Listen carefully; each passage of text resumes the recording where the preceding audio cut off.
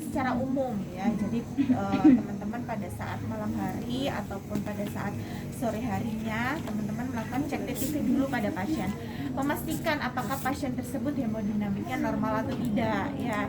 Jadi kalau pasiennya itu TTV-nya naik ya belum boleh deh dioperasi gitu. Jadi harus dinormalkan dulu dengan menggunakan obat antihipertensi ya. Ataupun pasiennya pada saat kamu cek suhunya tinggi ya kita normalkan dulu ya. Jadi dinormalkan semuanya sampai besok pagi pasien sudah siap untuk operasi ya. Nah itu TTV, cek TTV.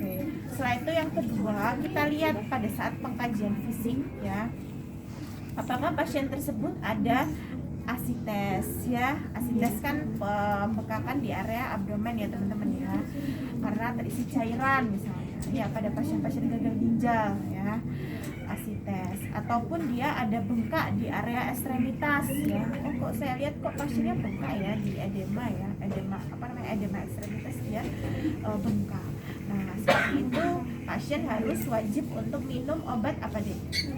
Diuretik ya, membuang cairan-cairan yang ada di tubuh ya. Jadi harus kita normalkan. Jadi pada saat 12 jam sebelum pasien operasi ya teman-teman ya.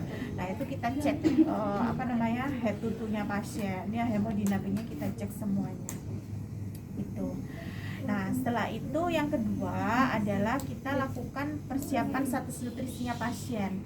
Jadi pasiennya dipuasakan dulu ya teman-teman ya, yang perawat ruang rawat inap harus mempuasakan dulu pasiennya. Berapa dek puasa? 8 jam. 8 jam ya teman-teman ya, 8 jam sebelum operasi ya. Nah itu yang kita puasakan pasiennya. Setelah itu pasiennya pada saat setelah itu yang ketiga itu nutrisi ya. Setelah itu yang ketiga balance cairan ya. Nah pasien harus jadi jangan sampai nanti pada saat dioperasi pasiennya misalnya BAB dan lain sebagainya ya. Boleh sih sebenarnya, tapi memang kita lakukan pengosongan kandung kemih dan juga pengosongan area area alvi ya teman-teman ya. Jadi area alvi yang untuk pembuangan feses ya seperti itu. Jadi kita kosongkan dulu ya. Jadi ibu ibu silakan berkemih sebelum operasi begitu ya. Jadi pada saat 8 jam itu pasiennya disuruh untuk berkemih ya. Berkemih. Jadi tidak boleh ditahan gitu. Begitupun juga BAB ya, jika ibu mau BAB dipersilahkan ya gitu. Ya, jadi biasanya 8 jam sebelumnya ya. Nah, setelah itu keseimbangan lambung dan kolon ya, tadi udah ya, keseimbangan lambung dan kolon, keseimbangan cairan elektrolit. Setelah itu pencukuran daerah operasi yang E ya. Nah, jadi pasiennya kita lakukan pencukuran. Biasanya kita cukur pasiennya pada saat habis mandi sore ya. Jadi gitu. Jadi besoknya mau operasi, ibu besok mau operasi, jadi ibu saya cukur ya di area pubis ya. Di area pubis pada wanita ya. Di area bawah skrotum ya, itu pada pria ya teman-teman ya.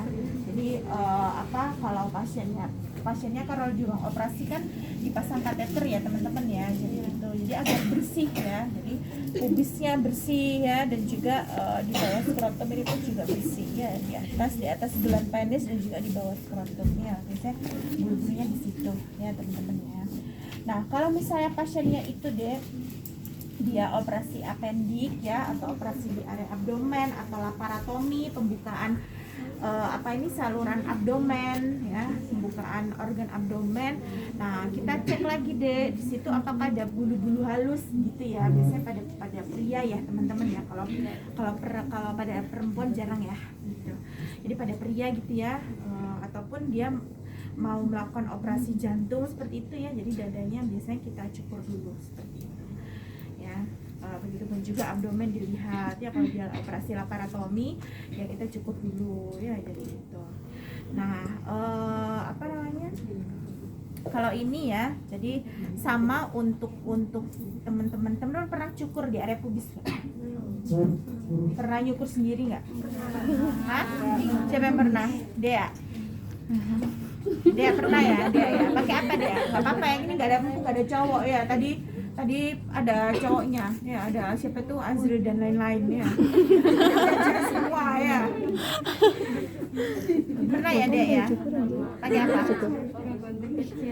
Pengen gunting kecil. Ya. Itu lama. Nah, lagi. Ini nyala.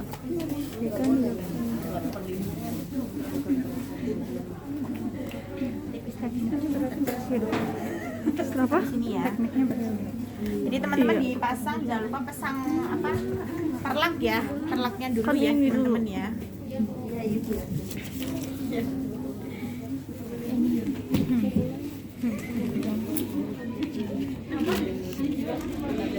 Kok bisa ngejauh kayak gitu deh?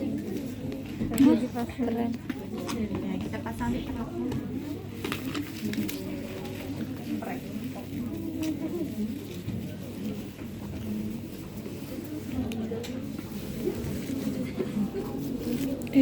Sama. Pasien posisinya gini ya teman-teman ya, kalau kita pencukuran operasi nggak bisa ditekuk ya. Pasien litotomi ya teman-teman ya. Jadi jangan apa, jangan disupinkan ininya, tapi dilebarkan ya, ataupun kalau bisa dilitotomikan gitu, kalau dia kuat ya. Kalau nggak kuat teman-teman bisa lebarkan. Syarat pembeli. Nah setelah itu kom ya, kom kecil mana di tadi? Ambil. Kom kecil. Bos aja dulu. Bos aja.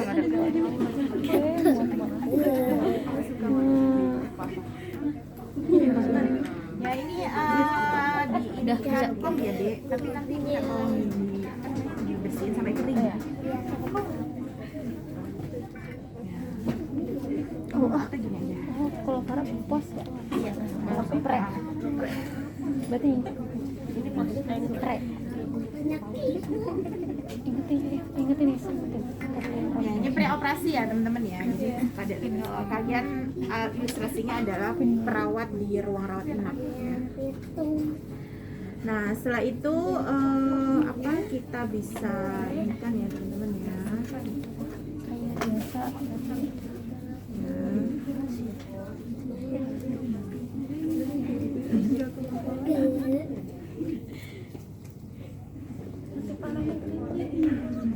Labia mayora, bisul labia minora ya.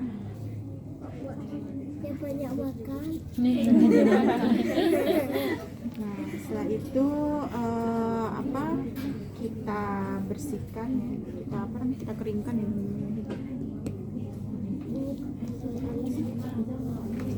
Nah setelah itu baru kita pakai foam. Biasanya kalau ini ada foamnya, tahu nggak foamnya Dek? Iya, tahu Ya, yang busa itu ya.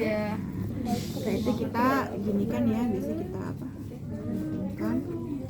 Nah, setelah itu untuk pencukuran ya teman-teman ya. Kalau pencukuran di area luarnya dulu baru ke dalam ya. Jadi jangan kebalik ya. Jadi dari luarnya dulu. Dari atas ke bawah ya. Itu jalannya. Oke. Itu bisa kan banyak bulu-bulunya ya teman-teman ya di sini ya. Nah, itu kalian apa namanya? Kalian ini kan. Setelah itu baru kita ke minoranya ya. Nah, jadi kalau minora ini emang dia di dalam ya teman-teman ya. Jadi jadi agak miring gitu. Jadi nggak di area tengahnya ya teman-teman. Jadi ini. Ini bagian ini bagian pipis. Jadi gitu ya teman-teman ya. Biasanya kadang-kadang pasien kalau nggak kuat sakit ya. Tapi makanya kita pelan-pelan ya. Jadi jangan. Jangan ya. Duduk dulu aja, Pak, duduk dulu. Ya. Duduk dulu nih. Gitu. Itu kita. Nah kalau sudah teman-teman itu kita ini kan lagi ya. Kita apa namanya, kita bersihkan lagi karena kan pasti banyak bulu-bulunya seperti itu ya.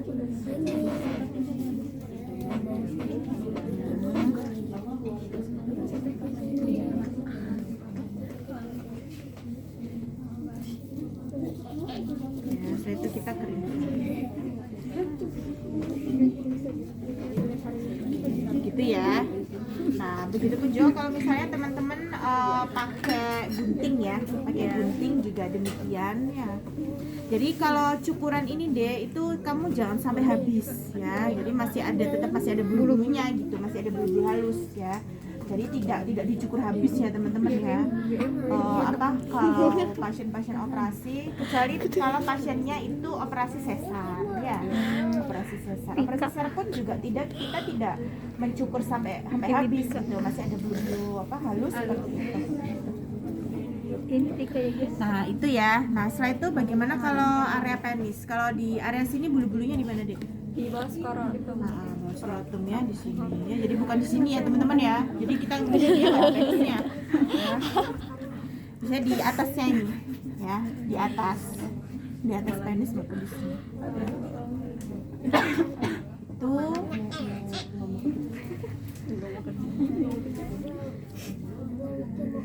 Jadi kita lakukan pembersihan dulu ya. Bisa kalian balik kapasnya ya. Nanti kita cukur. Sono. Ya. Itu yang bagian bawah skrotum. Ya, gitu pun juga ini tidak dicukur habis ya. Jadi prinsipnya adalah bersih ya teman-teman ya. Jadi pada saat operasi itu bersih gitu, tidak ada, kalau rambutnya lebat kan banyak kuman, bakteri gitu kan ya yang masuk di area operasi gitu, itu tujuannya. Ya seperti ini. Ya. Udah kelihatan dari situ. Nah.